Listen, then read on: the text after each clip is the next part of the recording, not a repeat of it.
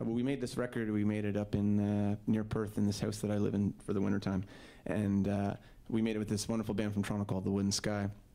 They're good friends of ours, and they were like the band on the record. And so were all these people. These people played on the record as well. But we went away to this cabin in the woods to make this for about a week and a half. We spent up there. We set up a recording studio, and we were about 20 minutes from the closest town. And every morning we'd wake up and we'd walk back through the snow, and there was a beaver pond we had back there that we'd clear off and play a little bit of shinny on every morning to kind of like have our coffee in the morning, go out play hockey for an hour or two just to get exercise and fresh air and sweat out some of the beers probably from the night before, maybe. And then we'd come back in and have lunch, and then we'd start playing music together. There was 9 of us up there, and we would play from like noon until 3 in the morning every single night. And so we did almost all the recording for this record up there in this beautiful house in the woods, and it was incredible. There was no internet, and there's no landline phone there, so it's just like super kind of solitary. It's like a really like isolated space, perfect for what we were doing, thinking about Dad and trying to make these songs. And on the last night that we were there, we had to record the song that I'm going to play right now, and it's just me on guitar. So everybody just kind of grabbed themselves a small little glass of scotch and laid in the house on the floor, and this is in the middle of January, on the floor by the wood stove at my feet. So there's one microphone set up for my voice, and then we set up another microphone about 5 feet back for my voice. And then my electric guitar, my cable went to like 2 or 3 different amps that were in different rooms in the house with 2 microphones on each one. So if we got a good take, like a good performance, we'd be able to like hopefully kind of find the sound that we liked. And so the last night we're there, everyone's sitting on the floor. We turn off all the lights. James, our engineer, he's like the ambient guy. He's just like, all right, we're going to get a good take. Let's get good vibes happening. So we had the wood stove kind of flickering through the glass into the room, and that's the only thing, the only light in the room. And so I recorded the song. I think I did it maybe 4 times, and it was like, it's a very difficult song for me to play, and so it was just like really raw and kind of emotional, and we're like, okay, it sounds great, and like that's good, let's not overdo it and like milk it till it's got no soul. And so we partied that night, I'm not gonna lie, and in the morning we packed up the whole studio and all of our equipment and everyone drove back to Toronto. And a few weeks later we went back into James's studio in Toronto and brought up the song to listen to, choose which one we wanted, and I was like, that's the one, okay, it sounds really good, and we were happy with it. And so we put headphones on just to listen to it. You could really hear the room, you can hear the wood crackling, and just this house is like a big old wooden house.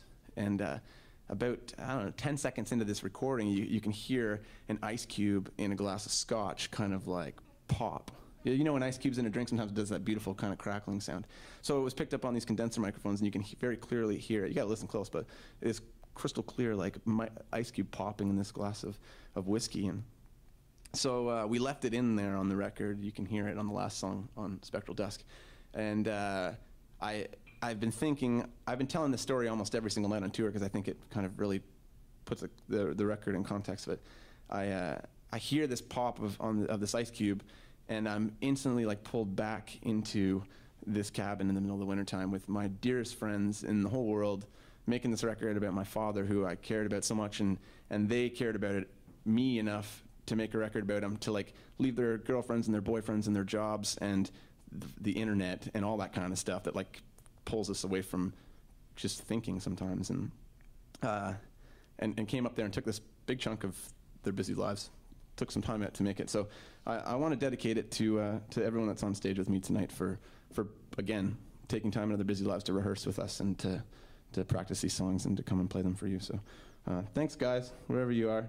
This song's called Spectral Dusk. It's our last song, and thanks so much for listening. We really, really, truly appreciate it. So hope you have a safe trip home and whatnot. So thanks again.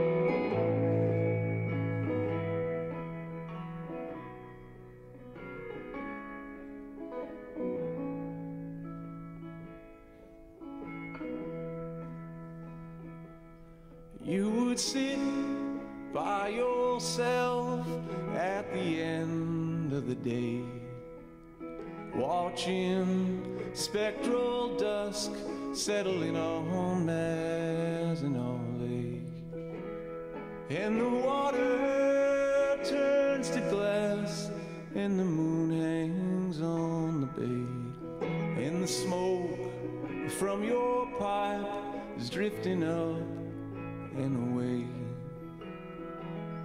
There's a hole in the fence where this property ends, and I'd like to think that you're living up there, in that place on the bend where the river flows slow in your strength, and it comes back to you just by breathing in the air. Oh, please come back to me, and I need you. Oh, if I'm to be a man. Oh, I'm not doing that well. That is just what I tell myself.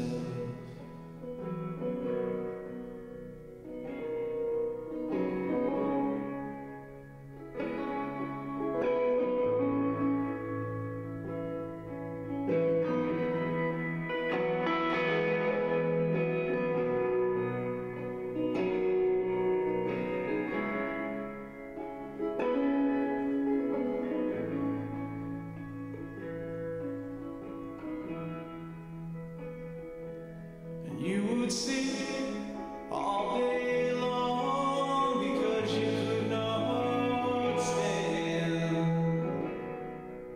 the thought of going out like that. You had a depth in your eyes that I won't understand until death is at my door, and I'm a family man. Oh, please come back to me, and I need you. Oh, if I'm to be a man. Oh, and I'm not doing that well.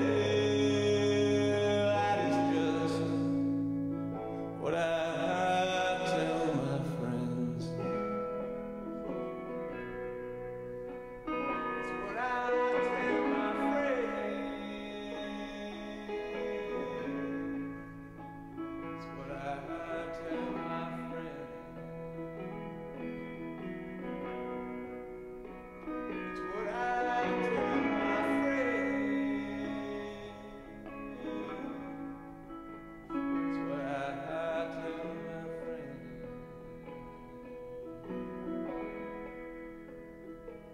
And I find peace here and there when silent snows are falling, like that calm before the water boils and the kettle comes a calling.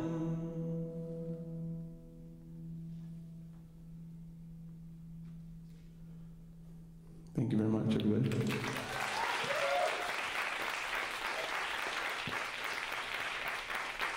Thank you so much.